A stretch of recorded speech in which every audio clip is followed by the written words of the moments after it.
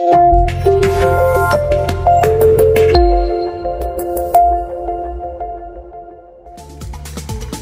licenciado Guillermo Polanco Mañán está con nosotras esta tarde y tocamos un tema que es un tema inmobiliario y es un tema que genera mucha preocupación. Alquilé un inmueble, se me desbarató algo. ¿A quién corresponde? ¿Al dueño del inmueble? ¿Me corresponde a mí? ¿Lo arreglo yo y se lo envío al propietario? Quiero hacerle algunas mejoras al inmueble, lo puedo hacer, me lo descuentan, el propietario no está de acuerdo, el propietario participa. Es un poco por ahí por donde nosotros vamos esta tarde. Buenas tardes y bienvenido. Muchas gracias. Después de tu inmersión, Guillermito. Muchas gracias por la invitación. Sí, ese tema de la inmersión, el buceo. Tengo un amigo que me dice que solamente me falta aprender a volar aviones para explorar tierra, agua y el cielo. Y está ya en tus intenciones. Bueno, por ahora ¿tu no, papá? ¿Pero está tu papá? Lo podemos Puedes coger tu clasecita con tu papá, ¿eh? Puedes coger tu clasecita con tu papá de instructor. Mira, bueno, todo lo que tú has mencionado da para escribir un libro sobre esos temas, porque es bastante amplio lo que se puede hablar y los escenarios que se pueden dar en esa relación entre un propietario de un inmueble y su inquilino. Uh-huh. Lo primero es que hay que partir de que son situaciones que se darían si no hay nada escrito sobre los arreglos del inmueble.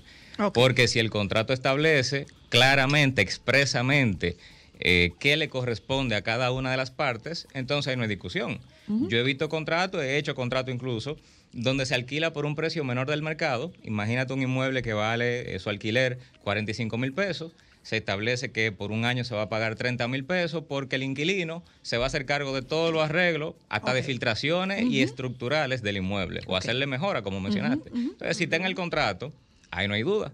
O sea, se va al contrato y se dice, ok, mira, todo lo que tiene que ver con esto te corresponde a ti porque así lo pactamos. Okay. Eso es ley entre las partes. Okay. Entonces, las discusiones regularmente se dan cuando no hay nada escrito sobre los arreglos o resulta ambiguo algún arreglo que se tenga que dar en el curso de esa relación contractual.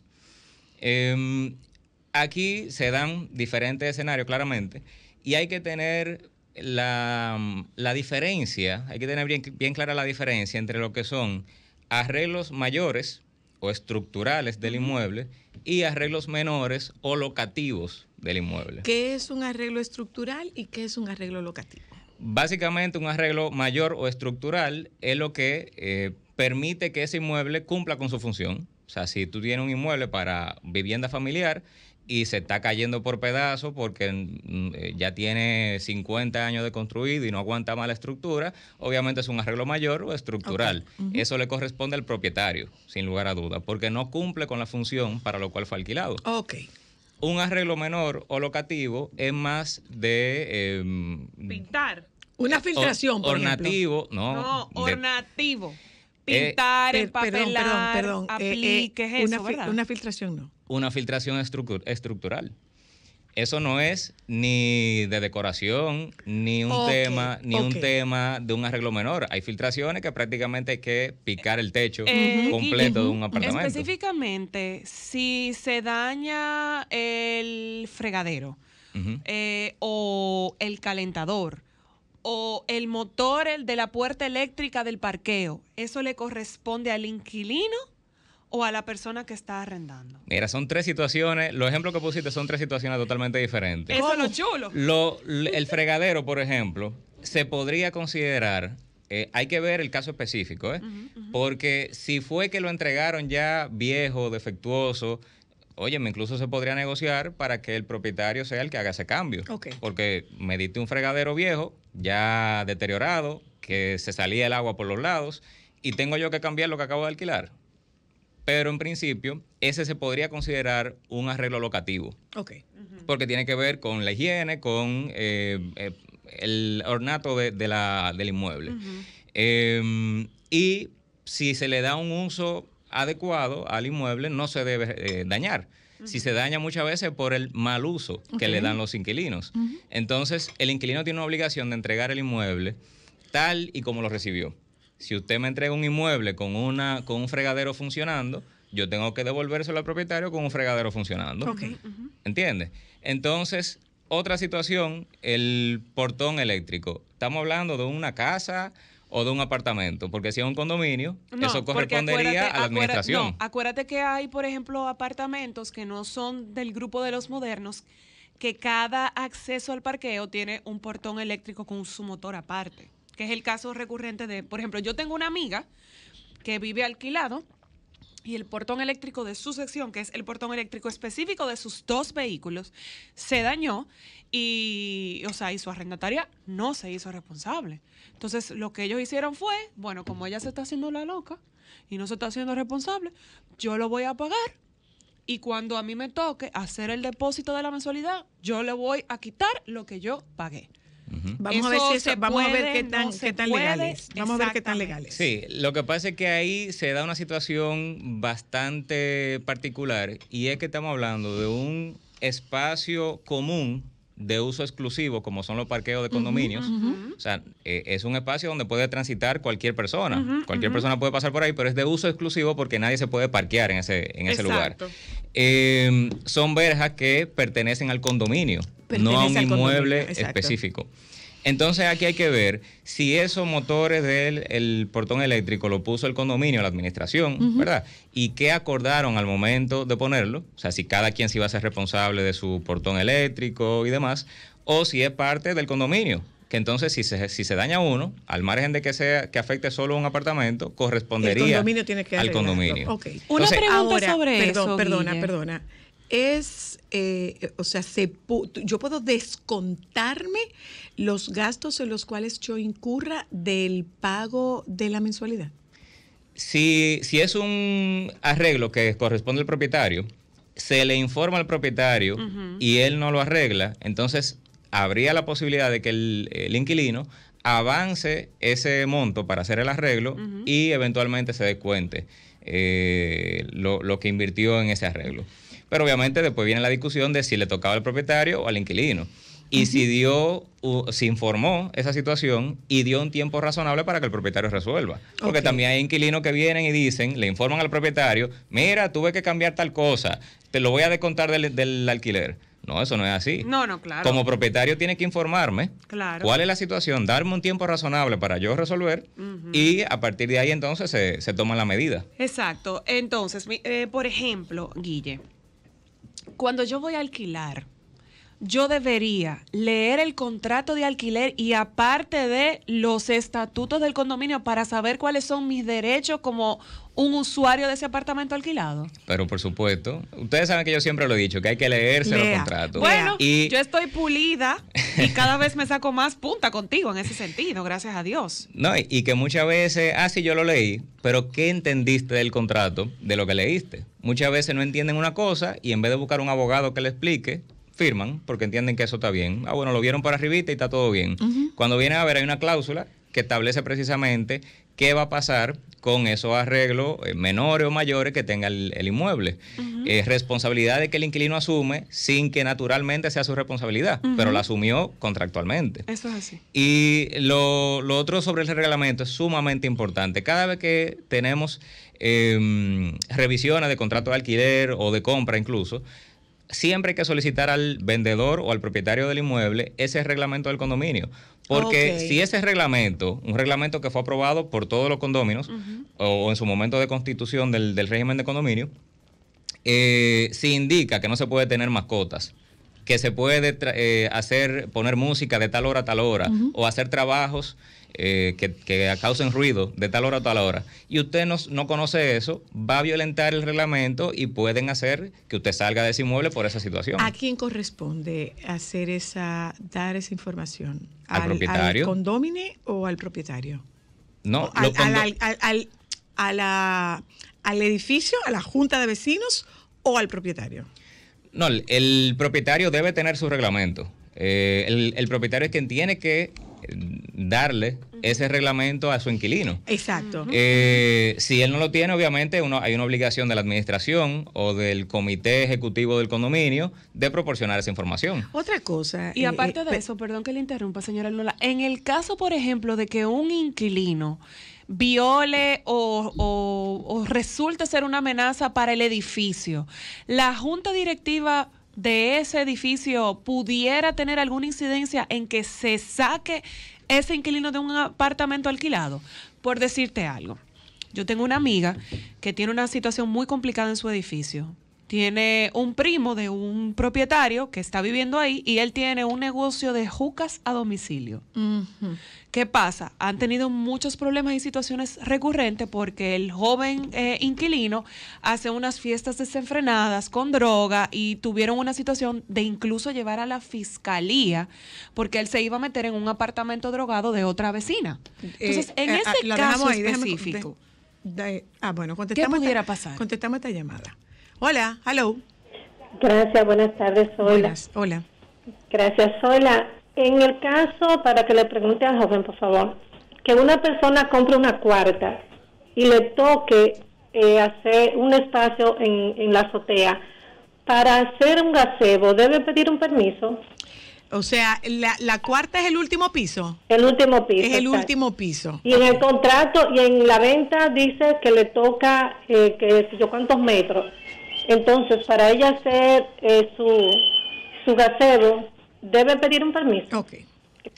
Mira, eso pasa mucho y lo que hay que dirigirse a cuál es el régimen de condominio que se aprobó. Los planos particulares de ese edificio, si esa azotea es área común o es exclusiva de ese apartamento, porque usted no puede disponer de área común del condominio.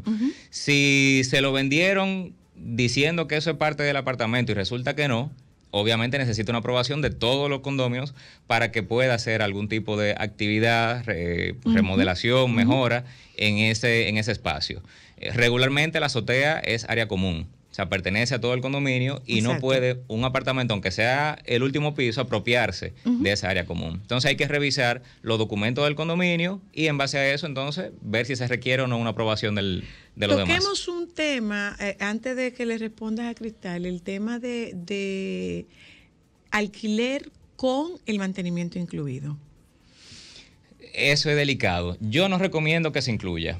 Respondo primero la situación conflictiva.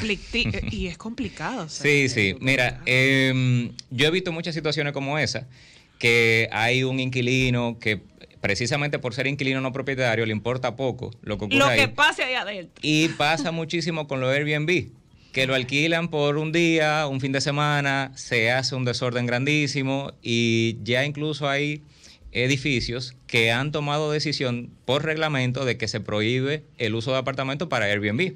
Bueno, incluso vi una noticia que Airbnb había tomado la decisión en algunos estados y países de prohibir cualquier tipo de fiestas. Eso está baneado de sus políticas. Claro, porque que ocurre mucho esto, que alquilan por un fin de semana, desbaratan el condominio, utilizan las áreas comunes, que algunas tienen jacuzzi y áreas interesantes como esa, y los que viven ahí, los que realmente compraron para vivir ahí, entonces sufren esas consecuencias.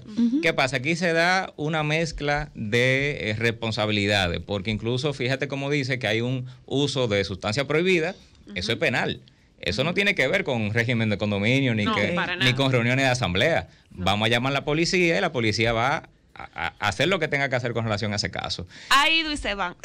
Exacto. Entonces se da lo mismo con el tema de la música a deshoras, música alta. O sea, hay una parte de la policía que se encarga precisamente de eso. Y el tema de los centros de masajes que se han establecido en viviendas particulares. Claro. En locales para viviendas. Claro. Si el propietario está permitiendo un uso comercial para un inmueble que por su naturaleza está destinado a vivienda familiar, vivienda familiar, entonces ahí sí la asamblea del condominio tendría que tomar decisiones sobre la prohibición expresa de ese tipo de situaciones. La asamblea tiene derecho a depurar a quién se le alquila un inmueble.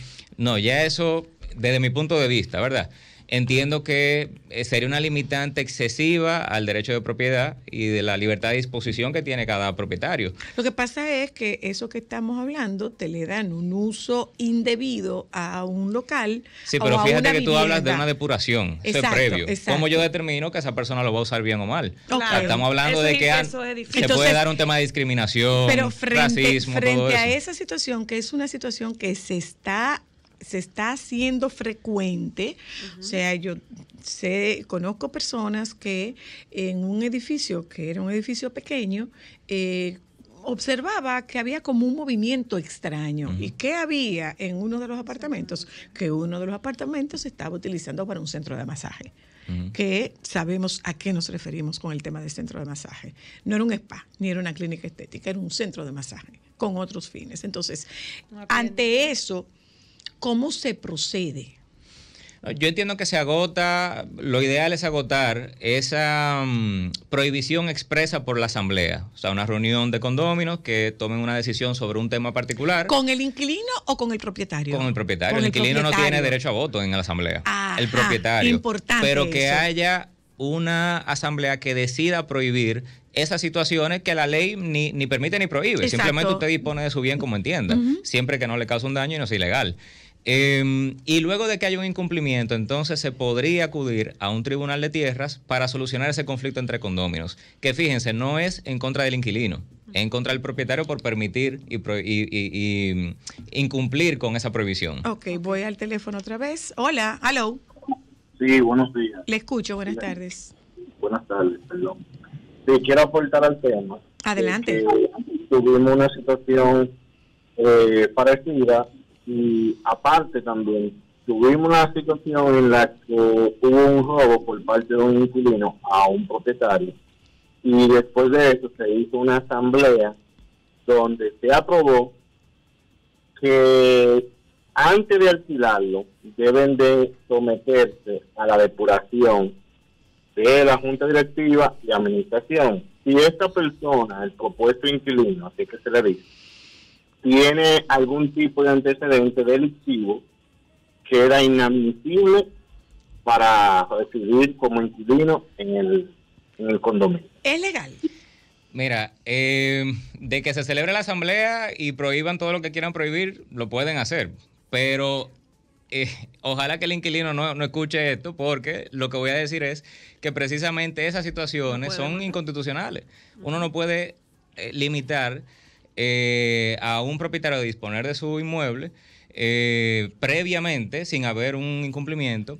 Y ese tema de los antecedentes penales, sin haber un incumplimiento, ese tema de los antecedentes penales es muy delicado. O sea, usted cerrarle la posibilidad a una persona de que se desarrolle como ser humano porque tuvo una situación en el pasado, ¿verdad?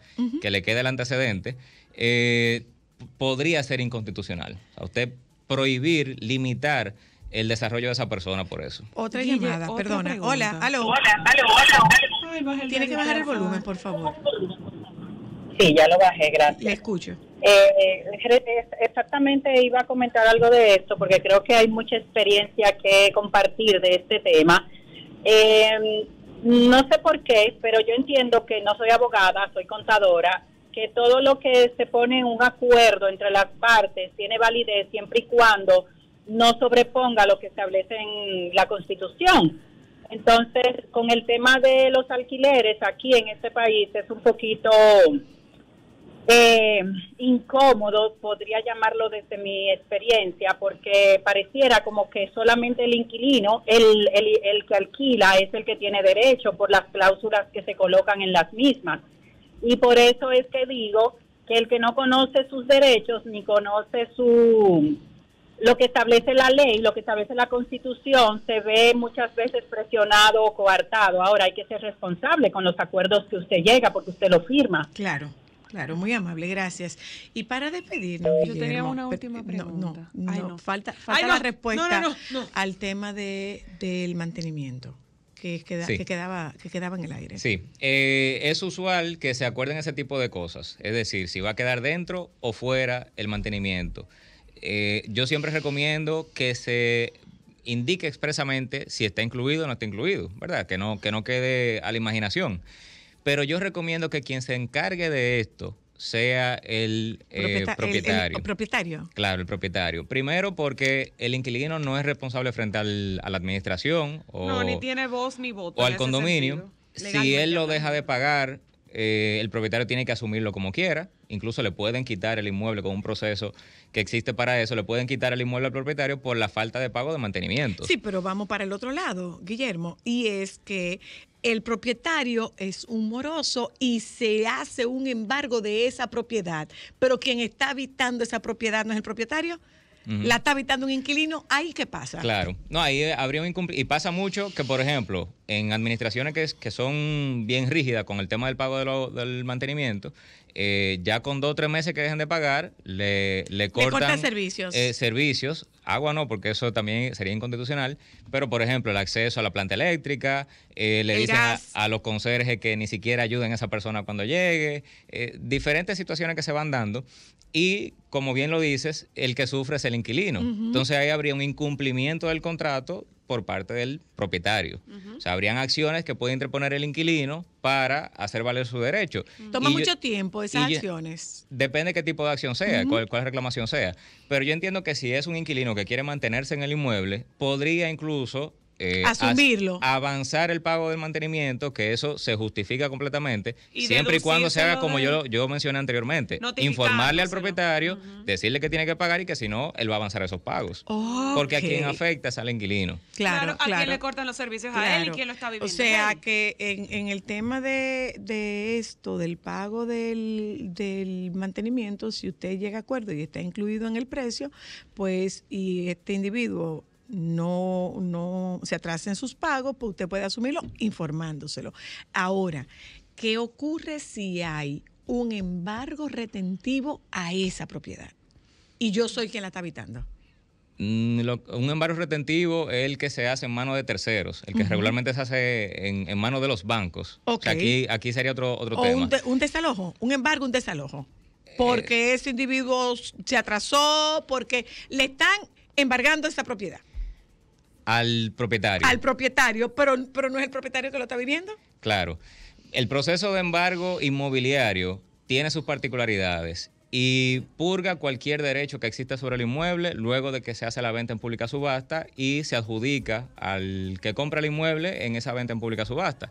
Entonces, se ordena precisamente desalojar a cualquier persona que habite en ese inmueble. O sea, ahí el inquilino... O sea, que yo me puedo quedar cogida. En ese proceso de embargo inmobiliario podría resultar perjudicado. Incluso yo sugeriría que se involucre en el proceso, plantee incidentes para que se reconozca su derecho como inquilino y hasta podría llegar a un arreglo con el nuevo propietario. Se involucre en el proceso. Así es. Gracias, Guillermo. Es un tema muchas gracias. Sí, interesante, muy interesante. interesante. Gracias a ustedes. El doctor Nieves, el doctor Nieves está ahí para que no venga a decir que nosotros entregamos tal y no sé qué, que no sé cuánto. Que dicho sea de paso, señores, el doctor Nieves estaba en Jarabacoa y vino, mira, como Watson Brazoban. Seca, mi amor, como el arenque. Y aquí entre ustedes y yo aparecerá alguien con quien ir a bailar esta noche con Gillo Sarante en Jet Set. Marcelino, un saludo. Nos juntamos mañana, quédese con los compañeros del Sol de la Tarde, por favor. Sol